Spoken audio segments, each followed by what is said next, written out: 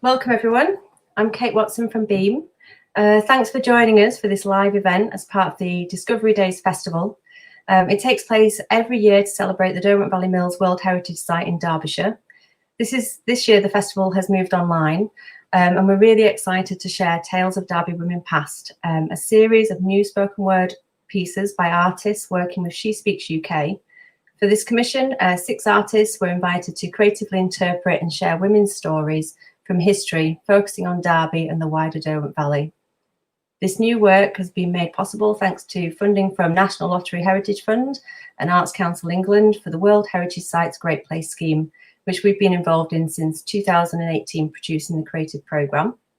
So just to run through the format for this live stream event, we'll be introducing each artist in turn and then playing short films of sort of like 3 to 5 minute films of them performing in their chosen location.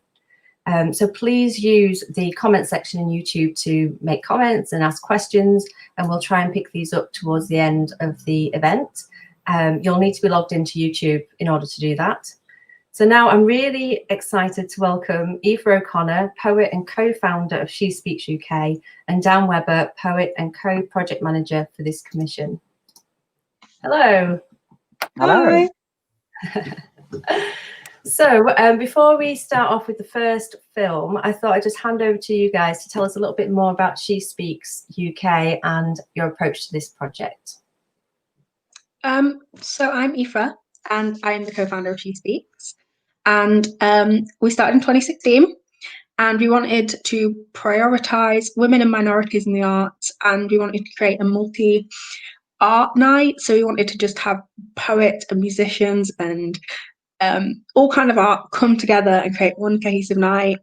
And it kind of just spiraled and thrived, and we've done workshops and events all over Derby and Nottingham and all over really, and it's been an amazing couple of years. Dan. Yeah, my name is Dan Webber. I've really enjoyed working on this project with Aoife as part of She Speaks. I've been working in the industry for 16 years, mostly based in Derby. For the last 6 I've spent with Furthest on the Sea, music, comedy and arts. And yeah, we're really excited to share the finished poems with you. I can't wait to get your feedback. Brilliant. Okay, so do you want to introduce the first poem then? Oh yes, that's a good segue, wasn't it? So that's me. So yeah, you've been introduced to her already. Aoife O'Connor is the co-founder of She Speaks, and Aoife's poem, is it right to say, is an overview of what we're going to look at tonight? Is that fair to say, would you say? Wonderful. Yeah, I spent a lot of time working with the poets, and everyone was coming up with ideas and themes, like things were getting thrown out there, like stories we couldn't focus on because like, there were so many.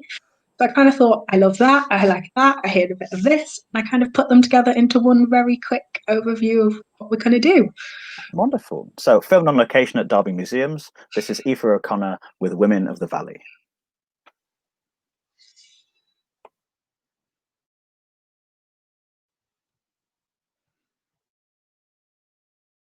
Rivers are key to industry.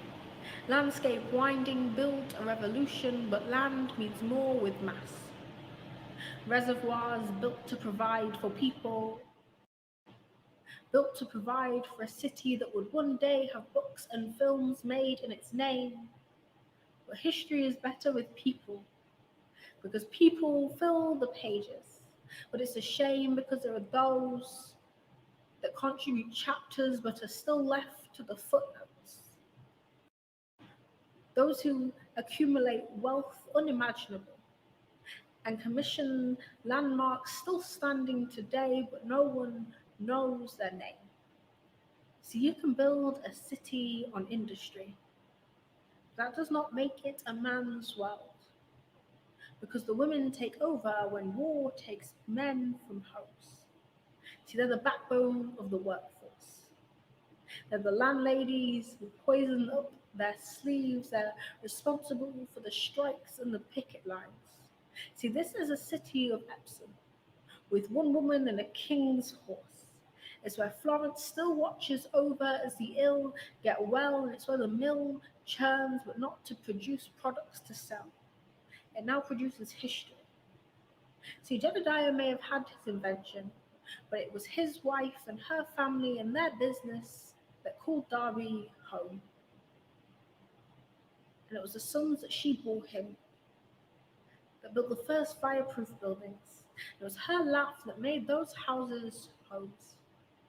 See, this city has silk throwing mills and flying shuttles to weave its history. It has museums that were once factories that built this country's industry and changed the world in ways you will never know. Simply because the story of Derby women have been left untold. So my inspiration for this project was to do an overview about some of the amazing women we've looked at during the project and some of the ones that we've researched, we found out about, or we couldn't talk about because of time or other restrictions. And it's kind of to encourage you to go and find out yourself, to look at all these women and to kind of discover their stories and find people that inspire you.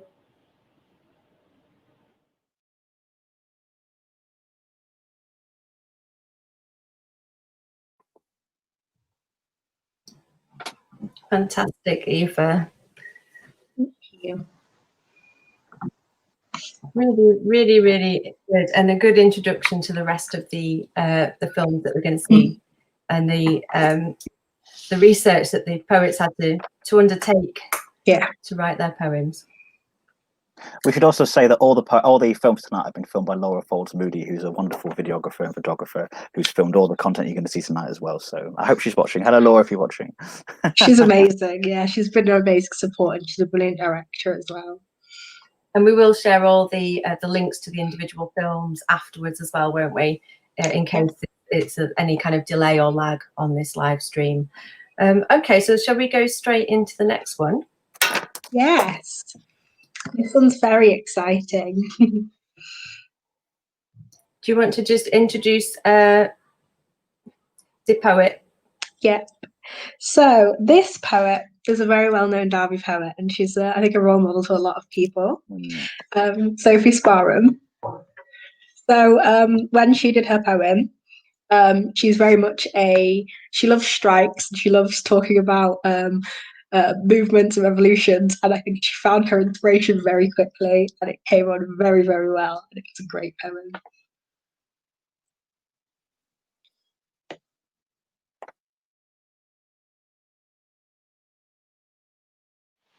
Lord, have mercy on the man that tries to wash the defiant out of me, the one that claims it lingers on the skin like chalk on concrete. Oh, if the bosses only knew how it is spun through their mules, pulled through their power looms, how it hangs on their backs. They are dressed in our hates, tailored top to bottom in the finest resistance that gluttony can't buy. The managers call us girls to try and make this a quiet war, but there is nothing quiet about the women that hold banners outside of Darley Abbey. There has been a picket line lodged in our throats since birth, a hand-me-down from history's umbilical cord. Only now we dare cough it up, vomit our injustice onto your streets, bite the hand of the master that tamed our mothers. They used to burn people like us. Now they run from our fires. Let us not brawl with the tight-fisted, but strike with our tongues. Chant our injustice as loud as any church choir. I'm not praying for anything anymore. So I'm really passionate about protest. It's a big part of my life, and I'm also really passionate about working class history and civil rights movements and just, people's rights in general. And in terms of Derby, the Silk Mill lockout for me is a very important point of Derby's history. And I try and go to the Silk Mill rally every year when it's on. And I've spoken at the Silk Mill rally a few times. And I think that's really important point in the history in terms of the trade union movement, in terms of equal pay and equal rights for workers. However, what I didn't realise was a thing was the Darley Abbey girls' strike. And that's a part of history that I think that a lot of people in Derby and and beyond are unaware of. And I think it's actually really important to talk about that and try and raise awareness of that. And so that was the inspiration for this poem.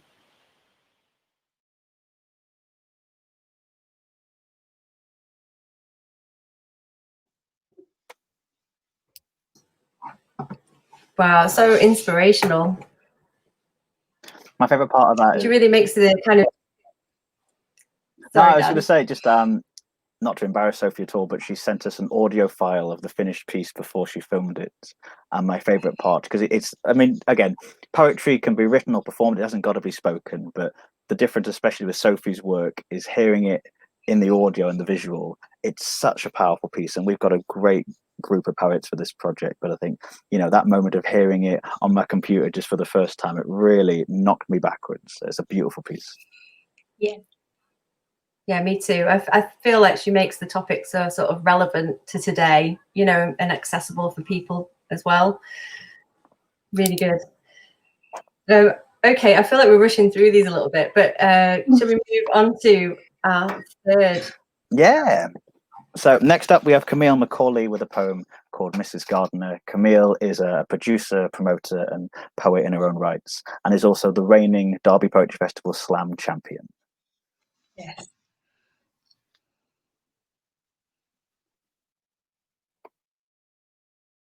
Curtains judder open, sending sun glares through blackened window panes.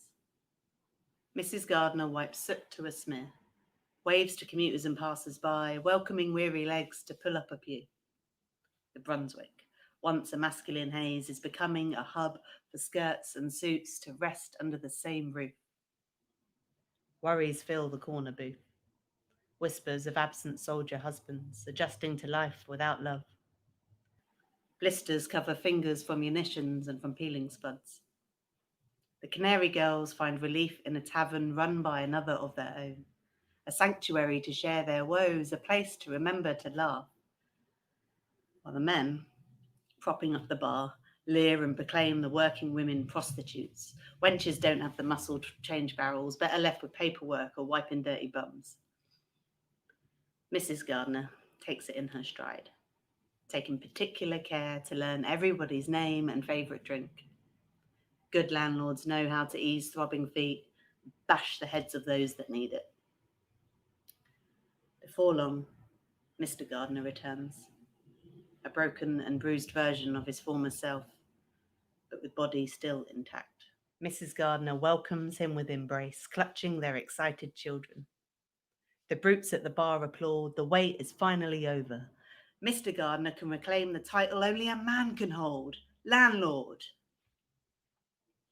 Mr. Gardener releases his family, swaps his boots for brogues, rolls up his sleeves, pours pints in silence. Mrs. Gardener sighs with defeat, puts the children to bed, rolls up her sleeves, peels spuds in quiet. The soldiers are home, but the war is not yet over. The reason I chose the subject I did is because Derby's got so many amazing old pubs. It's some of the oldest in the country, and I'm really interested in women's rights, so it just seemed like a natural fit for me.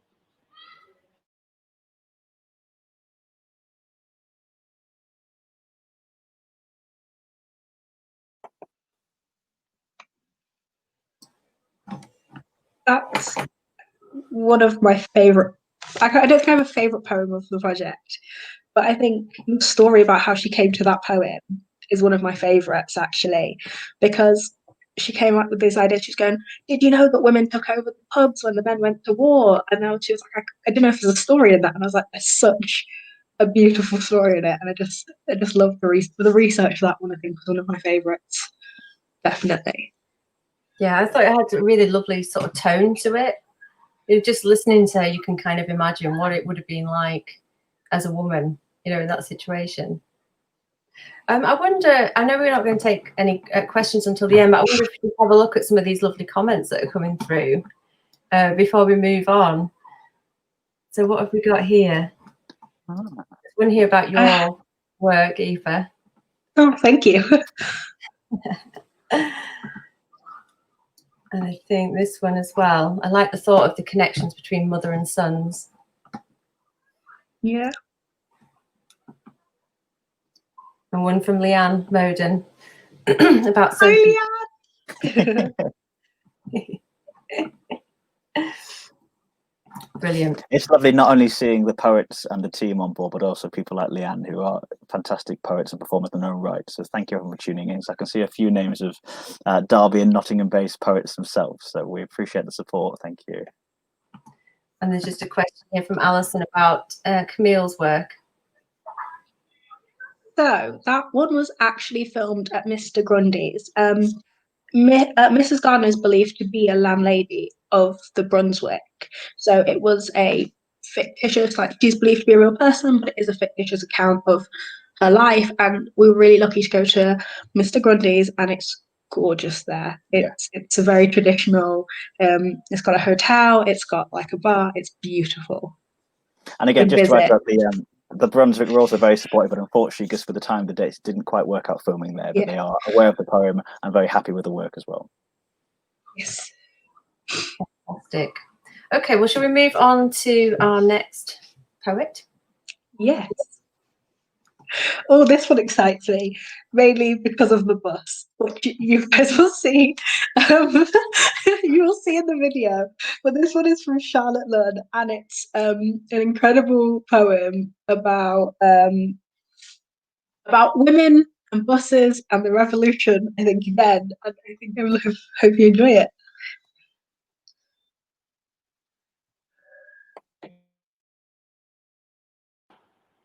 Hero, heroine, conductor, conductress, masculine, feminine, patriotic, yes, but defined by a suffix. I bet you didn't know you were signing up for this. 26 and the rest of your life ahead of you. No amount of insurance could have covered this. Leaves on the track, you doing what the trousers do. Putting on the brakes, not a pause but an end stop. Safety overturned. Bodies in the garden, yet so many saved on tramcar 19, except for you.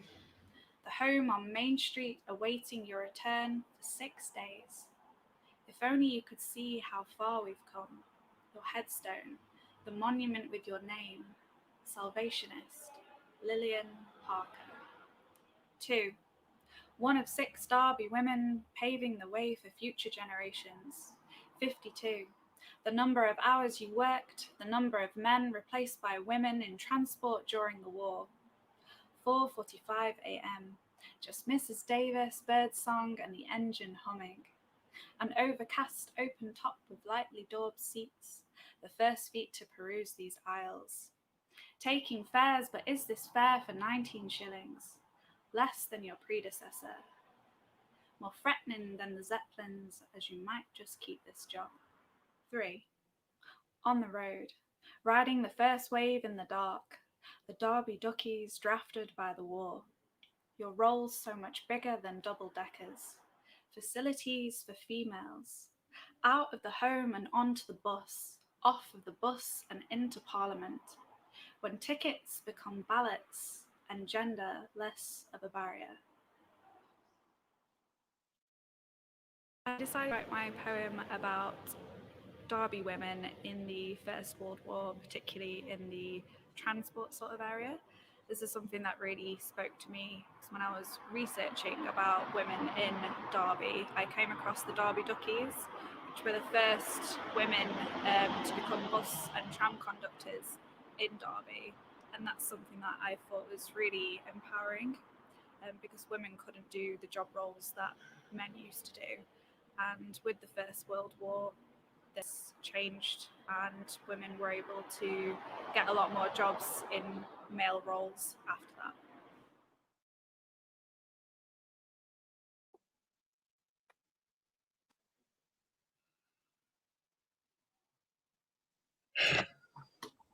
I think my love for that poem is it's not understated. It's a great one. I think Charlotte talked about something really important, and I think it's something we all learned during the project, is the role of war on women's roles. And because it's such an industrial we live in such an industrial city with such a brilliant history. The men dominated for a very long time, and it took things like war and massive change, like nationally and internationally, for it to trickle back down to our little spot in this country, which was amazing, really, I think. I think the nice thing about this project as well. Sorry, Kate. I was going to say Charlotte really kind of paints a picture with that, with her work there, I think. Yeah, I was going to say, just the nice thing about the project from kind of the the sort of coordination point of view is all the poets found a subject they're really passionate about, and that comes across in their work. The way they kind of gravitated towards certain topics and the research and work they put in, and they're clearly having a ball, and we're very proud of them for their work. And Fraser-Martin gave us a bus to film on. I was so excited. We all had the same reaction, because Trent Barton has all the people who supported us in terms of filming and organising have been amazing. But they literally gave us a bus for an afternoon, and we all kind of arrived separately and went, "Oh, there's a bus," and then went, "Oh, is that bus for us?" So they parked up a lovely, shiny, normal bus they would normally use, took it out of service for the afternoon, and let the four of us just run wild, social distance of course, but and film on the bus, around the bus. So we are really grateful. It was a challenge with the other buses, I'm not going to lie. I'm sure Laura can tell you about that better than I can, but it's definitely worth the slight inconvenience of buses every 15 minutes in terms of volume on the videos. We've done so well to be able to, carry on this project through, the current situation. And the resulting films are just fantastic. I think it's been so lovely for you to be able to do them, in situ. Because originally we were planning a, physical event where we would, have all the poets together. But actually, I think it's worked out. It's worked out really well. Definitely. So next poet. Suzanne's work, if you want to introduce her poem. This is one of our longer poems, isn't it? So our next poet is Suzanne Fraser-Martin. I've had the pleasure of knowing Suzanne and working with her for a number of years. She is an incredible spoken word artist, but she's also a wonderful storyteller. And I think the thing that most excited me about the work we're going to hear now is Suzanne, like all our poets, approached this with such a vigor and such a passion. So this is the ballad of Betty Kenny, and this is, as it says in the name, this is a ballad. This is a story. Sit back and enjoy. Ballad.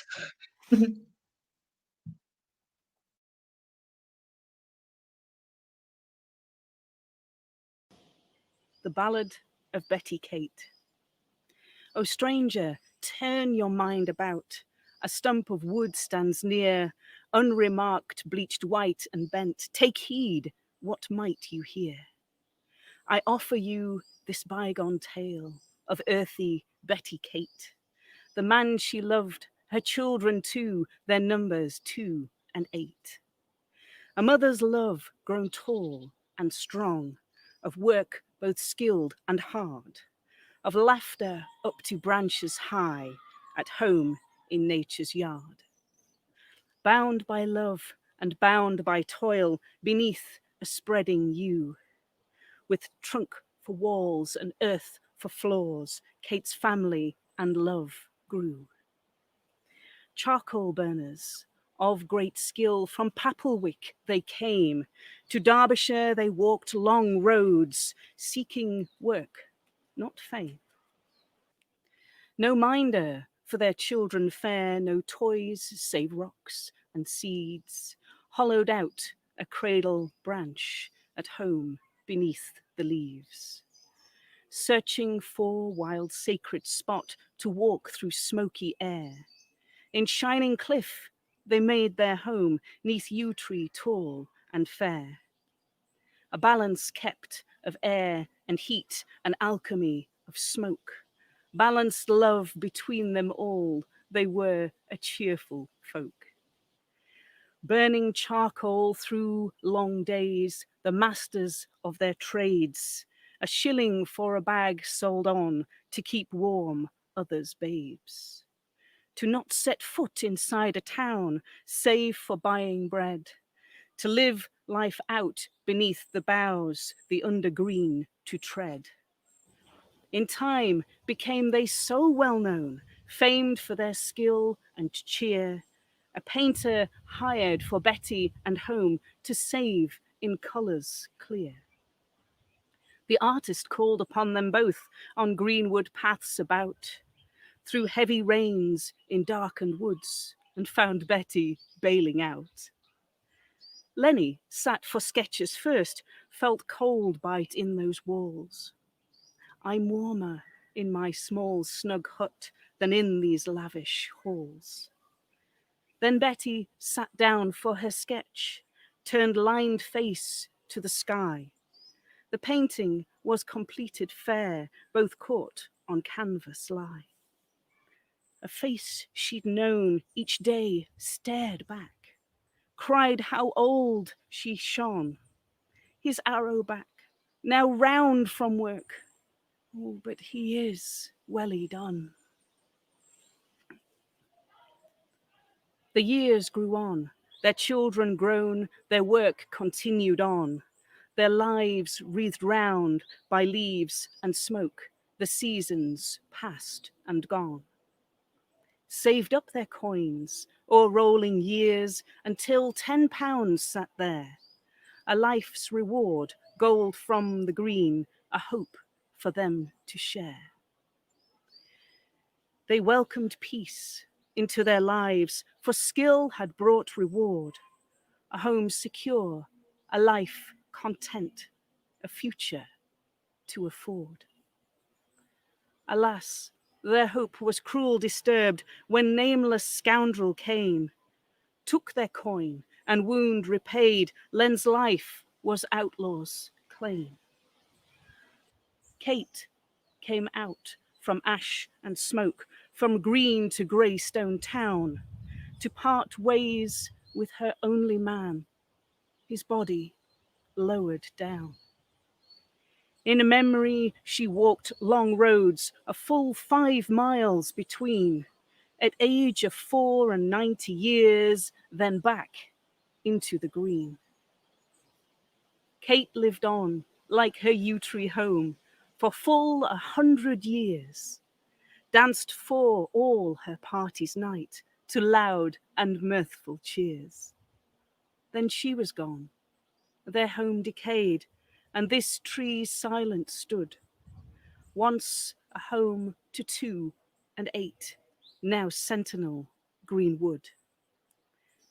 O stranger, I have told the tale, that stump records the fate, that branches dead once held the love of earthy Betty Kate. Stand you here at Betty's door, hear her words on the breeze, the ghost of laughter in the air, this home among the leaves. O stranger, turn your mind about to tales from silent things. O stranger, if you look, you'll find a tale in every thing. I think I wanted to write about Betty Kate because her story is a remarkable story. Her story is of a woman and her husband who raised 8 children in a homemade shack under a yew tree in these woods. And we only have fragments of her story left. And the painting that I mentioned in the poem is now lost. But the sketches that they sat for that painting still remain. And were it not for those, we would have lost her voice. And I felt that her voice was one that needed to be remembered.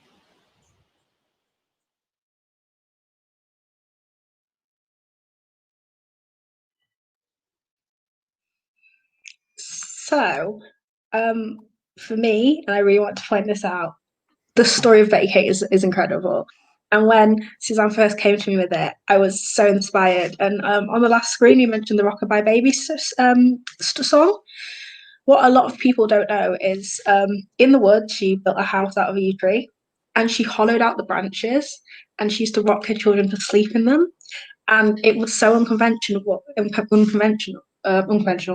And that's actually where people believe the story of Rockabye Baby, the song, the lullaby, comes from. And it comes from a woman who built a house under a yew tree in the woods in Derbyshire. And I think that's a story that needs to be told. Amazing.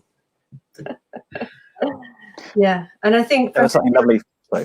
We always do that. For her to be able to capture that story, record it in history is fantastic. I was just going to say there was something so wonderful about, because obviously we filmed that at Shining Cliff Woods with permission of the Griff Pioneers. That is where the Betty Kenny tree still stands, and there was just something so beautiful about filming it, in the actual wood where Betty would have lived and worked, and walking those same paths. It was a wonderful day. And again, I hope not only are these poems going to inspire you to write yourself, but also to go and visit these wonderful places and learn more about the people we're mentioning tonight. Absolutely. So we've got one more poem left, and then if I can encourage people to ask any questions in the comments, and we will start looking at the comments after this next poem. So the final poem is Jenny's, Jennifer Raynor, and it is a very fabulous poem by a very, very fabulous person, and I can't wait for you guys to see it.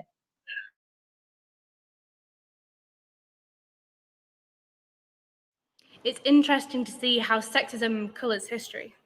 Bess of Hardwick, best known for building 4 stately homes and surviving 4 husbands. A terrifying historical term meaning to outlive one's spouse, but surviving seems so much more fitting for a woman ahead of her time. Male historians of the 19th century like to accuse her of being the worst thing a woman in history can be: ambitious. I don't know why they say it like it's a bad thing. If she was a man, they wouldn't even think twice about it. People fail to put her into context. Born into poverty with no rights as a woman, how was she to survive, let alone thrive, without money? Money that only men and nobility could provide. Married at 15, widowed at 16, lady in waiting by 17. History waited as she was introduced to Tudor society, classed Queen Elizabeth I as a close friend, kindred queens. They understood what it means to be a woman in a man's world. Bess is my new inspiration. My dream is to become the rich aunt with a suspicious amount of money and a long line of ex-lovers. I too will be called the terror of her husband. I will wear that label with honor, knowing that many great women before me were accused of emasculating men with money and wit. 2 historically masculine traits. It's no fun for them to see themselves reflected in women. Wit too often leads to insolence, money leads to freedom. They can only hope that burying you will keep you quiet, but I will shout around mouthfuls of dirt. They take the words of her resentful 4th husband as gospel, paint her as domineering. No doubt she would have been called bossy and her male counterpart determined. Sexism is so ingrained in history. We are taught to resent women who upset the natural order, see them as troublemakers, who use their femininity to their advantage, as if a man has never used his masculinity to excuse his actions. Henry VIII had 2 of his wives executed for alleged adultery when he grew tired of them, and yet you're telling me women are worse for being opportunistic.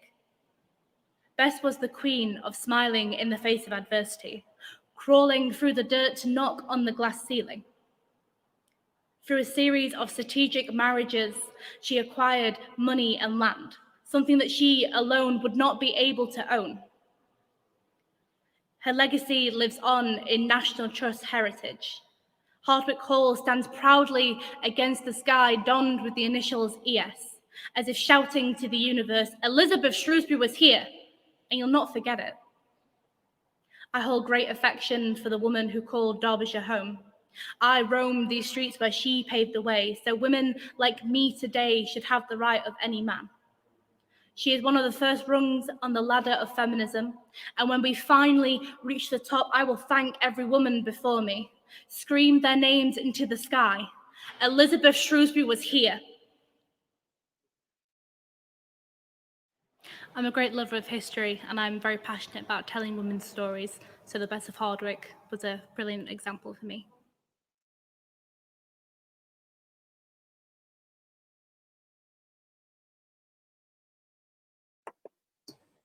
Oh, such a powerful poem.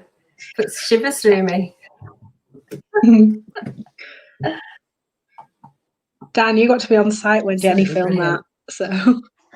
Yeah, it's funny because, like I said, I like all the poems, and I don't want to favour anybody, but hearing Jenny perform that in the cathedral, literally within spitting distance of where Bess of Hardwick is buried, and the last take, not the last take, but the take we've used for the video, I think there was one where the stars just seemed to align, and Jenny just performed it with that fury and that passion she has for all her work. And the 2 points in that poem where she says, was it Elizabeth Shrewsbury was here? Just hearing that resonate across because it's a gorgeous space anyway, Derby Cathedral. It just takes me back to sort of being in that moment and kind of just saying to Laura, that's the take, that's the one we got to use. That was really, really good. Use that one, use that one, use that one.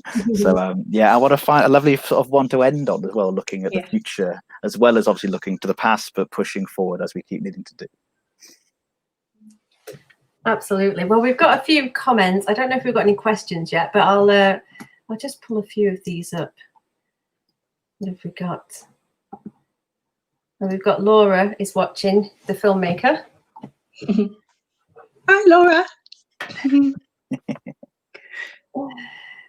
Monica says, very good poem. Love it so much. One of my favourites. Awesome.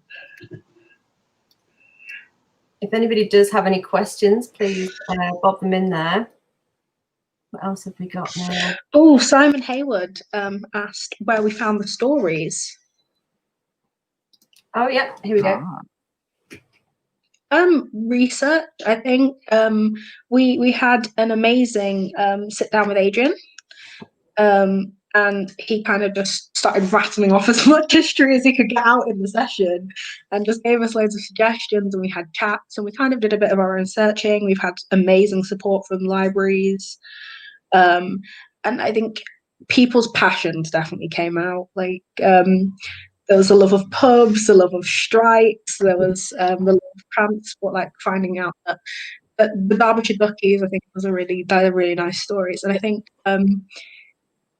it was a little bit of everyone had an idea, and then we went off and researched, and we all helped each other. And I think that was the main part about it that I loved. There's a question about how you were able to do the research during lockdown, because obviously this is, I've been working with you for a few months now, which is over the core period of it. Yeah, well, obviously it's been difficult, as the last 6 or 7 months have been for everybody in the arts, and just to say thank you to those watching for supporting creativity and culture during this difficult time. It is much appreciated. It's frustrating because it proved challenging, but it was also very helpful. For instance, Derby Cathedral, because they aren't open full time, we were able to arrange with them a time where we could go in just as the core team and film that without interference or interruption. Same with Trent Barton. So while it's been a frustrating project at times in terms of filming, the nice thing is that all the people who work with us and the supporters, the partners who've done the filming with us, have just got so behind and gone, yes, we will make this work, we want to make this work, we will make this work, when do you want to come in? And I think the nice thing has been that, well, a lot of projects in Derby and Derwent Valley, of course, is that people do want to get involved and support it as much as they can. And as we said, there are more stories to hear. Crouch Tramway Village has a monument to Lillian Parker, for instance. There's all these kind of things that we've not, it's not the surface by any means, but there's a lot more to discover. So if you have heard something you're inspired by, you've resonated with a particular person you've heard tonight, we really do encourage you to go and find out more, because there is so much more to hear, believe me. This is it kind of leads on to this question from Becky, if there's anything else that the poets want to investigate further. Can I add one here, actually? So one of the poets, so we were talking about research. Was it the Derby Heritage Libraries? Local Studies Library. Yeah, the Local Study Library came across this wonderful story about a landlady that poisoned people and her husband, and that's a story that I read it and I was like, I need to know more. This woman is amazing. And I think it's the Greyhound. It's up near the Greyhound, which is on one of Derbyshire's main streets. Like, it was known as the Mile, where you would start at the top and you work down, and there's a mile of pubs and you go drinking, and it's still there. I pass it every day, and I was like, I need to find out about this story. So I think it's inspired me especially to look into a lot of the stories that we've discovered. And again, to add to that, especially when you are from somewhere, I know from my own experience, you're kind of guilty of not really looking into the past of a place. And people like Alice Wealdon and Florence Nightingale, of course, who are, you know, well-known figures, but I don't know enough about them myself. And that story you mentioned, a great example of something that is a building that's still there. It's not a well-known story, but a documented story that we knew nothing about until we started looking into this. So like I said, there's a lot more to hear, believe me. You know, if we look at the Old Bell, for instance, of the Dolphin as well, goodness, there's the history in those two venues alone. And of course, the Silk Mill, which is even more, you know, drenched in history, locally and nationally. If the poets are watching, I wonder if they've got any stories that they've loved. I think they have a special love for their own stories. But yeah, I wonder if they've got any more. Oh, yes, she did.